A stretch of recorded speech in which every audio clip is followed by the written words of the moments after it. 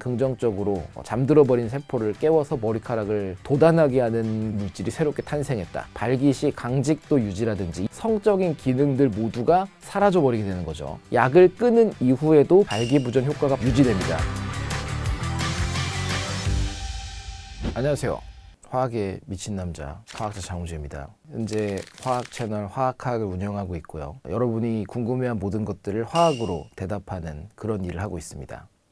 되게 어려운 질문인데, 우선 이런 얘기를 하려면 탈모가 왜 일어나느냐, 원인이 무엇인가를 알아야 우리가 약을 만들고 치료제를 만들잖아요. 근데 보통 생각하는 게 탈모라는 게 호르몬의 영향이다. 물론 이게 가장 큰 이유 중에 하나입니다. 특히 남성에게 탈모가 더 많이 일어나는 것처럼 테스토스테론이라고 하는 호르몬이 있는데, 우리가 흔히 말하는 남성 호르몬이죠. 이거 자체로는 탈모를 유발하지 않습니다. 그래서 남성 호르몬 농도가 높다 해서 그 사람이 탈모가 될 가능성이 높다거나 이런 일은 없는데, 문제는 우리 몸을 조절하는 다양한 종류의 효소들이 있습니다. 그 효소 중에는 5알파 리덕테이즈라는 효소가 우리 두피나 모낭을 비롯한 몇 곳에 분포하고 있습니다. 이 녀석이 테스토스테론을 만나면 화학 반응을 시켜서 다이하이드로 테스토스테론이라는 다른 물질을 만드는데, 이게 문제입니다. 이 다이하이드로 테스토스테론의 물질이 하는 역할이 전립선을 성장시키고 또 수염이 나게 한다거나 혹은 모낭에 붙어가지고 수축시킨다거나 여러 가지 성징이나 성과 관련된 작용들을 하는데,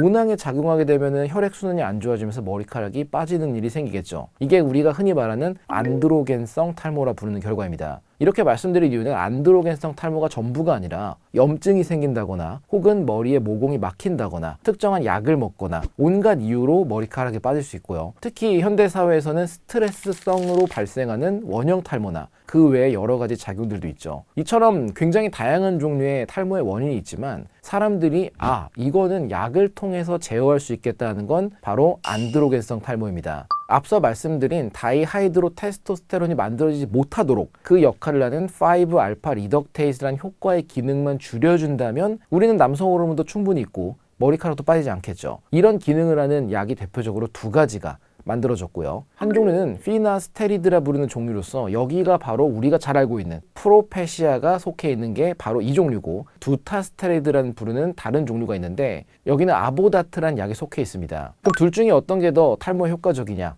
프로페시아가 유명한 이유가 있겠죠. 프로페시아는 이 우리 몸을 제어하는 효소 두 종류 중에 특히 탈모와 관련된 쪽에 많이 관여하기 때문에 탈모 방지용으로 사용이 되고, 다른 종류의 약은 전립선 비대증 치료에 주로 사용되고 있습니다. 결국 우리 몸을 제어하는 모든 것은 호르몬이고, 이 호르몬의 화학 반응에서 탈모가 유발된다는 걸 알기 때문에 이거를 제어하는 것이 충분히 가능합니다. 프로페시아는 한 종류, 아까 말씀드린 알파 리덕테이스라는 게 1형과 2형으로 크게 나눌 수가 있는데, 그 중에 2형에 주로 작용하는 게 프로페시아입니다. 프로페시아는 여기에 작용하면서 원래 효소가 반응을 해서 만들어졌던 우리 모낭에 영양 공급이 안 되고 혈관을 수축시키고 문제가 일으켰던 것들을 막아내기 때문에 탈모가 더 안 일어나도록 해주는 거고요. 반대로 아보다트 같은 경우는 1형과 2형 둘 모두에 작용하기 때문에 이 호르몬 제어에 좀 더 효과적이어서 원래 남성 호르몬이 변화를 통해 작용했던 전립선의 성장과 같은 작용을 제어합니다. 물론 탈모도 막을 수가 있겠지만 그 효과보다는 의료용이 좀 더 크고, 탈모 방지에 대해서는 여전히 조금씩 적용을 확장시키고 있는 중이라고 할 수 있습니다. 다이하이드로 테스토스테론, 이 녀석의 역할이 머리카락을 빠지게 하기 위해 만들어진 물질은 절대 아닐 겁니다. 바로 이 물질이 하는 역할 중 하나가 산화질소라는 물질을 몸에서 생성할 수 있도록 하는 중요한 작용인데요. 바로 이 산화질소가 발기 시 강직도 유지라든지 이 모든 과정에 관여하기 때문에 우리가 약을 통해서 얘를 제거해버리면 이 녀석이 역할을 해야만 하는 그 이후의 성적인 기능들 모두가 사라져버리게 되는 거죠. 그래서 어쩔 수 없이 발생하는 거기도 하고요. 또 하나 중요한 점이 뭐냐, 아마도 들어보셨을 겁니다. 플라시보 효과라는, 우리가 알고 있는 것만으로도 우리의 마음의 믿음이나 기대감이 긍정적인 효과를 내죠. 플라시보의 반대 효과가 노시보라는 효과가 있는데, 이것은 우리가 알고 있음만으로 인해서 걱정하고 우려하는 것 때문에 그 증상이 나오는 거고, 프로페시아의 노시보 효과는 입증되었습니다. 결국 여러분이 탈모 방지제가 발기부전의 원인이 된다라는 걸 신경 쓴 순간부터 여러분은 그 굴레를 벗어날 수가 없고요. 무엇보다 지금 약간 문제가 있는 것 같으니까 한번 먹어볼까? 중요한 점이 이 약을 먹고 발기부전 효과가 발생했더라도 약을 끊은 이후에도 그 효과는 유지됩니다. 그러니 잠깐만 해봐야지, 이렇게 가벼운 마음으로 시도했다가는 아마도 꽤나 오래가는 문제를 겪을 수도 있어서 전문의의 상담과 처방하에 사용하시길 바랍니다.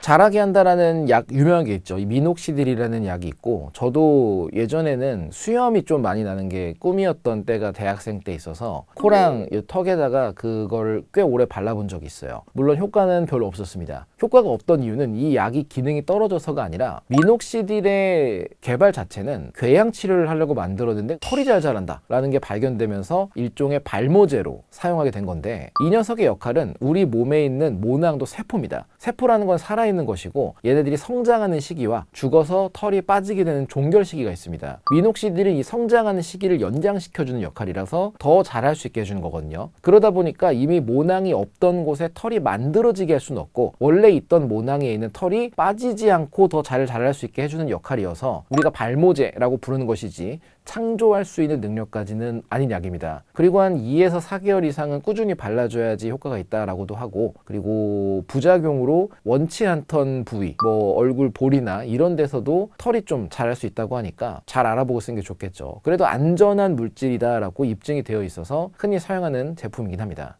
탈모 샴푸, 최근 계속 새로운 제품들이 나오고 있죠. 당연히 허가되어 있는 효과의 제품들을 써야 되고, 그리고 우리나라 식약처가 몇 가지 화학 물질에 대해서는 탈모 예방이나 지연 효과가 있다 공표한 게 몇 개가 있습니다. 대표적으로는 멘톨, 우리가 박하사탕 등에 들어있는 그 화한 성분을 느낌을 갖게 하는 멘톨이 그 중에 하나고, 멘톨은 우리 피부를 좀 진정시킨다거나 혈액순환을 좋아지게 한다는 효과가 있어서 이 멘톨 자체가 탈모를 예방한다는 아니지만 거기에 도움을 줄 수 있다 정도로 이야기가 돼서 많은 제품이 이걸 사용하고 있고요. 또 다른 제품으로는 살리실산이라는 물질이 있습니다. 살리실산은 우리가 사용하는 약 아스피린의 주성분이라고 볼 수 있습니다. 당연히 염증을 완화시키는 효과가 있기 때문에 우리 탈모가 만들어지는 원인 중 하나가 염증성, 모공이나 아니면 모낭에 문제를 일으킨 염증성이 컸었고, 이런 거를 완화시키고 각질을 녹여 제거하는 효과가 있습니다. 마지막으로는 덱스판테놀이라는 물질이 그중 하나인데, 이 덱스판테놀은 비타민, 그것도 비타민 B5의 전구체입니다. 이게 여러 가지 작용도 하지만 콜라겐을 합성하는 데도 중요한 역할을 합니다. 우리 모발은 케라틴이라 불리는 성분인데 콜라겐이 왜 중요하냐? 아마 여러분들 살아있는 머리카락 다 뽑아보시면 밑에 모낭 쪽에는 하얗게 약간 끈적끈적하거나 탄력 있어 보이는 살점 같은 게 붙어있는 걸 보신 적이 있을 거예요. 거기에 콜라겐 성분이 많이 있습니다. 콜라겐은 우리 몸에서 뭔가가 떨어지지 않고 잘 붙어있게 만들어주는 물질이기 때문에 당연히 그게 많이 만들어질수록 우리의 털이 건강합니다. 그래서 비타민 같은 걸 먹는 것도 좋고, 그리고 콜라겐 합성을 위해서 이런 성분들이 쓰이기도 합니다. 지금 사용되는 대부분의 탈모 샴푸들은 말씀드린 성분들을 유효 성분으로 넣고 그 외에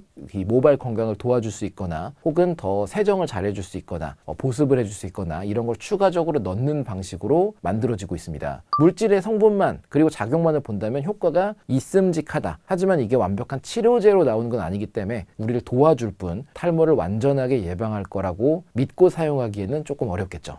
솔직히 말하면 보통 제품이 만들어진다는 건 엄격한 기준과 식약처나 여러 안전원의 평가를 통과해서 나오는 거기 때문에 유해 성분이 들어있는 경우는 많이 없고요. 하지만 모든 게 좀 양이 많아지거나 오래 사용하면 안 좋은 경우는 있겠죠. 대표적으로 지금 이야기 많이 나오고 있는 파라벤이라는 성분, 화장품에 들어있으면 조심해라, 어디 있으면 조심해라 말이 나오는 것처럼 이 물질 자체는 보존 기능을 위해 넣는 물질이었는데 우리 몸에서는 약간의 부정적인 또 역할을 해서 파라벤이 없는 걸 원하긴 합니다. 하지만 우리 이야기 주제가 탈모 예방 샴푸다라고 보면 실리콘 관련된 성분이 들어있는 것은 피하는 게 좋습니다. 아마 대놓고 실리콘이라고 써있다기보다는 여러 화학적 물질로 써있을 텐데요. 아마 저도 종류가 워낙 많아 기억은 못하지만 샴푸, 실리콘 이런 식으로 검색해보면 성분을 보실 수가 있을 거예요. 얘네가 왜 비선호되냐면 정상적인 모발의 건강을 갖고 있는 사람한테는 이 성분들이 머리카락 모발을 일부 코팅하면서 윤기를 갖고 더 건강해 보이고 생기 있게 만듭니다. 하지만 문제는 실리콘은 탄소나 다른 성분보다 무거운 물질이고 얘네들이 엉겨 붙을 수가 있습니다. 모발에 겉에 달라붙으면서 점점 머리를 무겁게 만들고요. 그리고 영양 공급이 잘 안 되게 만듭니다. 그 말은 탈모를 예방하는 데는 정말 좋지 않은, 일시적으로 건강해 보이기만 할 뿐 우리 머리카락에 영양 공급이 안 되고 있는 문제가 되기 때문에 저라면은 실리콘 종류의 첨가물이 들어간 것은 피할 것 같네요.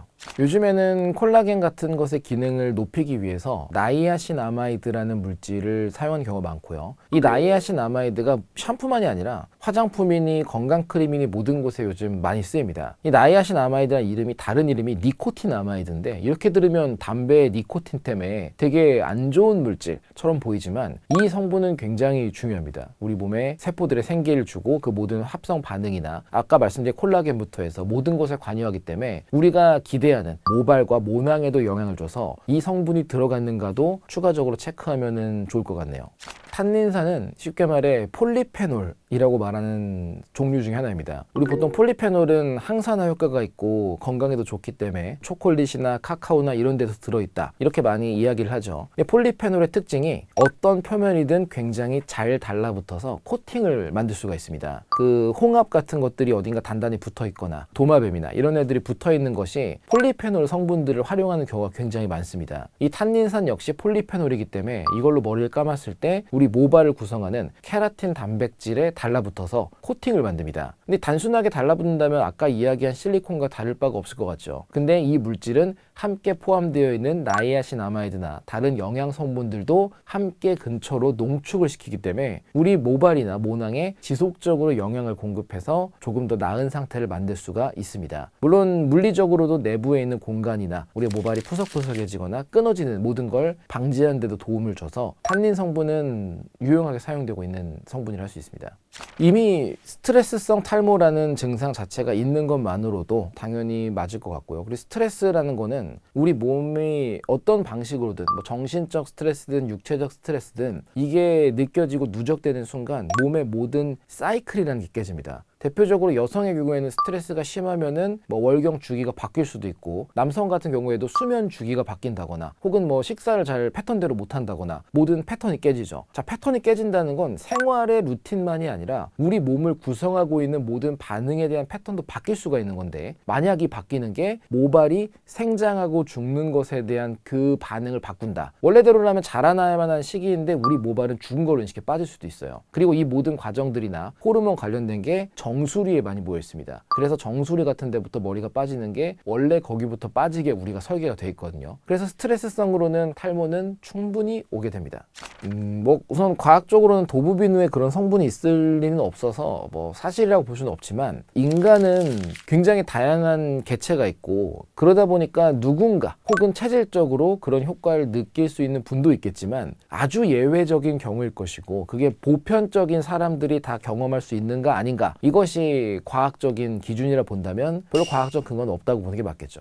네, 비누로 머리를 감으면 탈모가 발생할 수 있죠. 우선 영구적인 탈모가 아니더라도 우리가 탈모를 뭐라고 규정할 것이냐 영원히 아예 거기서 다시는 안 나는 비가역적인 탈모도 있지만 뭐 원형 탈모나 이런 건 스트레스성인 경우에는 빠졌다가 그 원인이 해소되면은 다시 모발이 복구가 되는 경우도 많습니다. 그랬을 때 비누 같은 것들은 우리 피부의 그 모낭을 죽여서 영원히 머리가 나지 않도록 만드는 독극물은 아니기 때문에 그런 문제는 아니지만 이게 일시적으로 모발과 모낭 건강에 악영향을 줘서 순간적인 탈모가 발생한다거나 진행되던 탈모가 가속된다거나 이런 문제가 생길 수는 있겠죠. 물론 머리 감는 것도 경험상 비누를 머리에 대고 벅벅 문지르면서 비누칠 하시는 분에게는 탈모가 이제 머리카락 딱 삐뜨면 비누에 머리카락 잔뜩 붙어있는 그런 무서운 광경이 있을 거고 뭐 손으로 거품을 잘 내서 그런 걸로 부드럽게 머리를 감으시는 분 이렇게 두피 마사지도 하는 분에게는 그 정도의 문제를 일으키지는 않겠죠. 결국 물리적인 작용도 화학적인 혹은 생명과학적인 영향만큼 크기 때문에 우리가 소중한 만큼 부드럽고 자상하게 머리를 대해주면 비누로 한두 번 하는 게 큰 문제가 되진 않을 것 같습니다. 맞죠. 산성비의 문제는 산성비가 그 뭐 영화 에일리언 침처럼 진짜 머리 피부를 녹이고 이럴 정도의 산성비가 지구에서 내리진 않고요. 근데 산성을 나타내는 질소 화합물이나 황화합물들이 녹아있는 쉽게 말해 아주 묽은 농도의 질산이나 황산 용액이라고도 볼 수 있습니다. 이런 게 들어온다면 당연히 두피 건강에 악영향을 줄 것이고 무엇보다 이런 것들이 있다는 건 매연에서 발생하거나 미세먼지로 포함된 여러 분진이나 중금속이나 다른 것들이 산성비의 물방울에 녹아 있다는 거예요. 얘네들이 머리에 닿은 채로 헹구거나 씻지 않으면 당연히 우리 모낭 세포 같은데 그런 중금속과 오염 물질들이 누적돼서 되게 안 좋은 환경을 만들겠죠. 그 환경이 유지되면 당연히 머리카락은 빠질 수밖에 없습니다. 제가 최근에 하나 봤던 게 있었는데 임상이 진행되고 있는 종류라고 들었고요. PP405라고 하는 물질이 발견이 됐어요. 이 물질이 어떤 구조인지는 못 봤습니다. 그렇게 완전히 공개를 아직 안 한 건지 논문으로 안 쓴 건지 모르겠는데 임상이 진행되고 있으니까 확실한 거긴 하죠. 이 물질이 재밌는 게 뭐냐면 이미 휴면 상태에 들어가 있는 모낭 세포를 되살립니다. 그러니까 완전히 그 휴화산과 사화산으로 봤을 때 사화산은 거의 뭐 흉터 생긴 것처럼 여기는 뭐 세포가 다 죽어서 영원히 불모지가 된 거라 치면 그 휴화산 같이 있는 휴면 상태는 얘가 기능을 하지 않고 있기는 있는 그런 세포인데 얘를 되살려요. 그러니까 진짜 없던 곳에서 머리카락이 생길 수 있는 환경을 만들어주는 그런 연구가 되는 물질이 만들어져서 이게 2023년부터 지금 2년간 임상이 진행되고 있는 걸로는 알고 있고 발표나 결과가 어떻게 될지 모르겠지만 지금까지는 약간 긍정적으로 잠들어버린 세포를 깨워서 머리카락을 돋아나게 하는 기능이 있는 물질이 새롭게 탄생했다 정도로 말할 수 있습니다. 저는 머리가 긴 거지 많은 상태인 건 아니라서 저도 항상 걱정은 하고 있는데 저는 우선 과학의 발전과 그리고 진행되는 걸 믿기 때문에 그리고 이미 있는 것들 언제 선택할 수 있기 때문에 조금은 기다려 볼 것 같아요. 아까 말씀드린 휴면 상태의 모낭 세포를 깨워서 되살리는 이게 되면은 누구나 큰 걱정 없이 복구가 될 것 같고 그게 아니라면 그냥 탈모 샴푸 시작하는 정도? 그 정도로 가볍게 시작을 해볼 것 같습니다. 모르겠네요. 저는 모발 관리보다는 그냥 잘 감는 거? 머리를 잘 감는 거 말고는 특별히 뭘 바르거나 그런 재능은 없어서 사실 제일 중요한 거는 저도 이제 와이프한테 간혹 한 소리 듣는 건데 아침에 머리 감는 것보다는 저녁에 머리 감는 게 좋다고 항상 저희 와이프는 그러더라고요. 외부 활동을 하루 종일 하면 아까 그 산성비 맞은 것처럼 머리 속에 되게 많은 노폐물들이 생길 수밖에 없는데 그 상태로 누워서 자면서 눌리고 당겨지고 하면 오히려 그게 더 빠지기 쉽다. 그래서 자기 전에 가능하다면 머리를 살짝 마사지하면서 감는 거 정도가 제가 할 수 있는 최선이 아닐까 싶습니다.